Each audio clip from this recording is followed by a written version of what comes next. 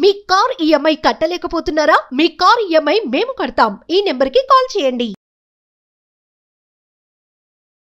కానీ నేను ఇటువంటి వాతావరణం నుంచి వచ్చిన వాడిని ఈరోజు మంత్రి హోదాతో ఒక పదవి నాకు అనౌన్స్ చేశారు అనగానే ఆంధ్ర రాష్ట్ర ప్రభుత్వం ఏమనిపించింది సార్ ఫస్ట్ ఇది వినగానే? అంటే మీరు వేసిన ప్రశ్న చాలా గంభీరమైన ప్రశ్న వేశారు నన్ను. ఇందులో నేను మీతో ఏ అరమరిక లేకుండా ఒక విషయం ప్రస్తావిస్తాను.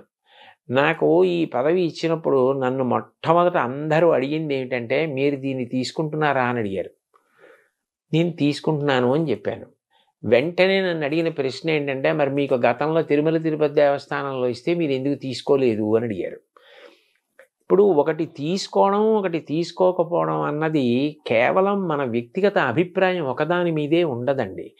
నేను ఇదే ముఖ్యమంత్రి గారు చంద్రబాబు నాయుడు గారు నాకు ఒకప్పుడు ఇలాగే సలహాదారు పదవి ఇచ్చారు, ఎంతో గౌరవంగా ఇచ్చారు.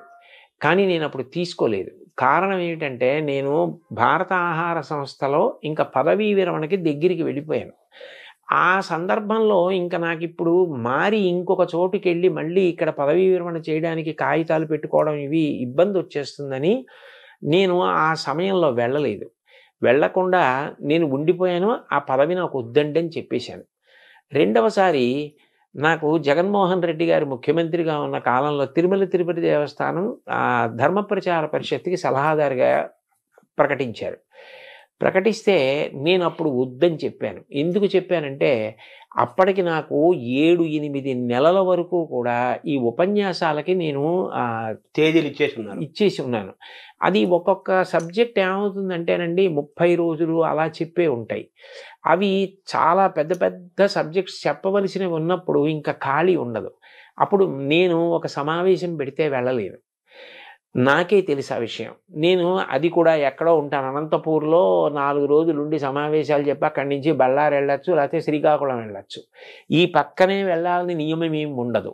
అప్పుడు అకస్మాత్తుగా ఓ సమావేశం పెట్టి మీరు రండి అంటే నేను రాలేనండి అని చెప్పాలి. ఇప్పుడు దేనికి తీసుకున్నట్టు ఆ పదవి? నేను వెళ్ళలేనన్న విషయం నాకు తెలుసు. వాళ్ళు నన్ను అడిగింది ఏమిటి? సలహా చెప్పండి ఏదైనా అని అడిగారు. నేను ఏం చెప్పానంటే, దానికి నాకు పదవి వద్దండి. కారణం ఏమంటే, నేను ఇంత ఒత్తిడిలో ఉన్నాను, నేను రాలేని సమావేశాలకి. నా వలన నిజంగా మీకు ఏదైనా సలహా కావాలి అంటే పదవే అక్కర్లేదు, మీరు నాకు ఫోన్ చేసినా నేను చెప్పగలిగింది అయితే చెప్తానండి అని చెప్పాను. అట్లాగే నేను చెప్పిన ప్రవచనాలు వెంకటేశ్వర భక్తి ఛానల్ వారు ఎన్నో సంవత్సరాలుగా వేస్తున్నారు. నేను ఎప్పుడు వాళ్ళు ఏది అడిగినా నేను చెప్పినవి వాళ్ళకి ఇచ్చా. నేను ఎవరి దగ్గర పైసా పుచ్చుకోను. అందుకని అప్పుడు ఆ పదవి తీసుకోలేదు. ఇప్పుడు పదవీ విరమణ చేసేసాను. ఇప్పుడు నాకు ఏదో కొన్ని ఉపన్యాసాలు నేను ఒప్పుకున్న ఉన్నాయి. కానీ నేను దీని గురించి ఒక స్పష్టత వచ్చి పిల్లలకి చెప్పడానికి, నేను కాలాన్ని ప్రణాళిక చేసుకోవడానికి నాకు అవకాశం ఉన్నటువంటి సమయం. అందుకని ఇది అంగీకరించాను. కానీ యథార్థానికి నాకు ఈ స్థాయి కావాలి, ఆ స్థాయి కావాలని నేను అడగలేదు. బహుశా ఏ ప్రేమ చేతనో, లేకపోతే ఈయనకి ఇచ్చిన కర్తవ్య నిర్వహణలో ఇది ఆయనకి సానుకూలం అవుతుంది అన్న ప్రేమ చేతనో వారు అట్లా ప్రకటించారు. దాన్ని నేను కూడా అంతే సహృదయంతో స్వీకరించా.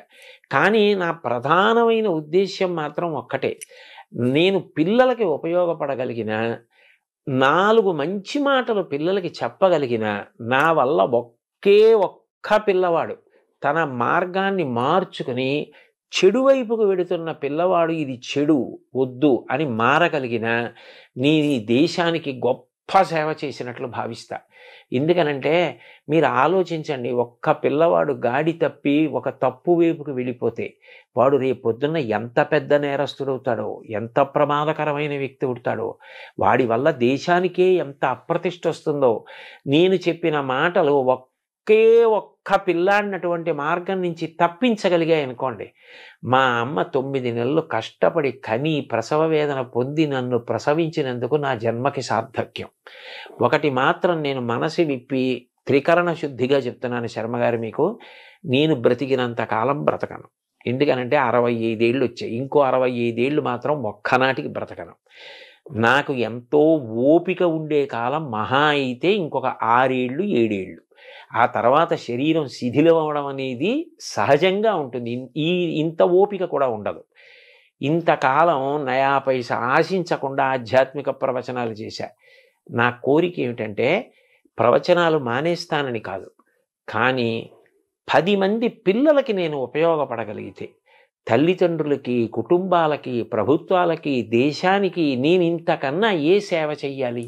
నాకు భగవంతుడు వాక్కునిచ్చాడు.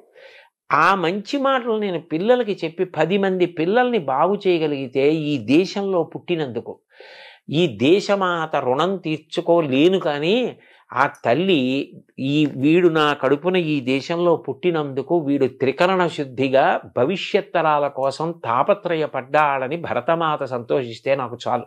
అదే 10,000. అదే 10,000. దాని కొరకు అంగీకరించాను కానండి.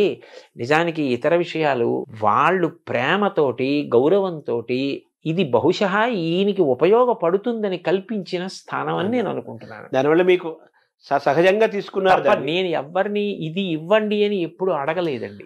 అది కూడా కేంద్ర మంత్రి హేమరెడ్డి హోదా అన్నా కదా, సహజంగా తీసుకున్నారుగా. దానికే మీరు అది వస్తుందని ఇది తీసుకోలేదు. ఇది చెయ్యాలి కాబట్టి ఒప్పుకున్నానంతే. వాళ్ళు ఏదో ఏర్పరిచారని.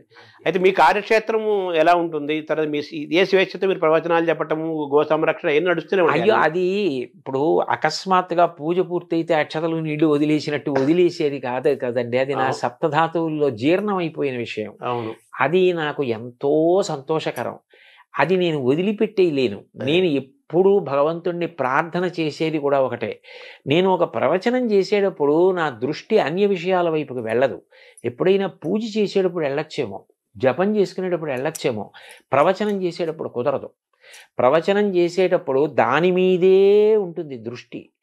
అంటే ప్రవచనం చేసేటప్పుడు నేను వెళ్ళిపోగలిగితే భగవంతుని వైపే దృష్టి పెట్టి వెళ్ళిపోతానని ఒక పెద్ద ఆశ. అలాంటిది నేను ప్రవచనాలు వదిలేస్తానని ఎలా అనుకుంటాం? వదలలేను. కానీ నేననేది ఏంటంటే ప్రవచనానికి విద్యార్థులకి సంబంధం లేదని అనుకోకూడదు.